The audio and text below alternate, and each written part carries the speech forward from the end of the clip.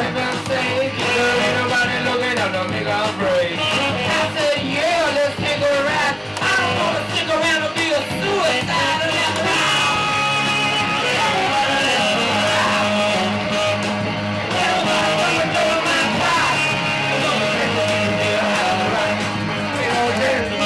This is one of my favorite things of Jewish lore. Yes. Every time a man masturbates, he makes a child for Lilith.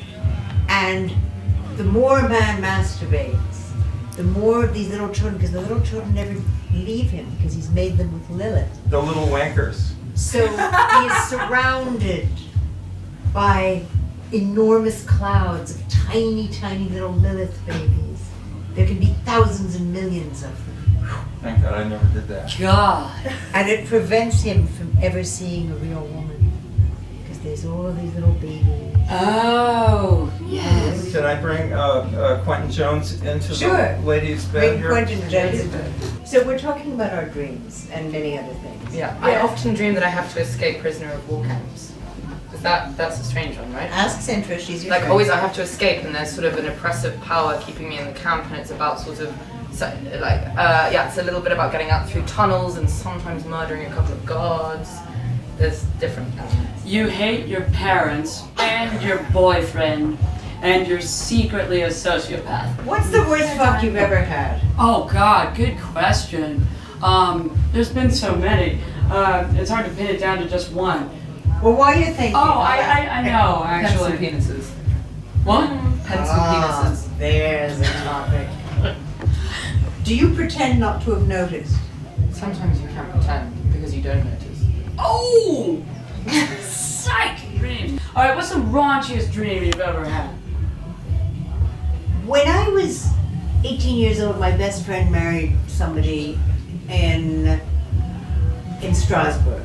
And Strasbourg was the center of this thing called the Council of Nations, which was basically something that nobody cared about. It was a dead political entity. And the Swiss ambassador to the Council of Nations was a sort of 65-year-old Swiss man in a gray suit. So it was this combination of boring upon boring upon boring, and I go to this wedding, I'm 18, and I have my first sex dream ever about the Swiss ambassador to the Council of Nations. Wow, that's a great first sex dream. First sex dream age 18.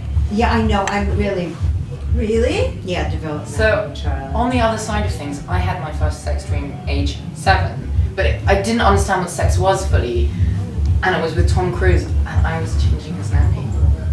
Wow. I just seen Top Gun, and I was like, I knew that like getting close to a person, you know, was sort of like, I changed my dolly's nappies, and I had this dream that I changed Tom Cruise's napkin, and I knew I couldn't tell my parents about it, and I'm still kind of haunted by all the kind of levels of wrong that are involved Did in you, that dream. did you use nappy pins, or was it like No, this it was sort of Pampers, so it was Velcro? like Velcro, and he was, you know, very And he compliant. I don't know, but he was very vulnerable. Your first sex dream was when you were how old? Well, maybe my first sex The dream boys where are I interested actually, now. Did you notice? you know, had sex with an adult as opposed to an animal or a god or, you know. with- Always with- having those animal and god sex dreams, like so I pesky. wrote a whole book about it, you know. I think I was 6. Really? Yeah, I had a horrible crush on this guy that my mom had hired to do some gardening. I mean, he was like a teenager. He wasn't like, Yeah. he was old for me because I was 6. It was illegal. But I remember, yeah, I had my first like sex dream at like 6. But was it just the feeling, or did he actually? You wouldn't know what the actual probably was at the time. I know, but I remember being quite excited. I was very And sexy it was as a very tiny like, kid. it was I knew sexual. all Girls about are, they don't realise, but They're they really very are. sexual at a young age, girls. Barbie and G.I. Joe, just going at it.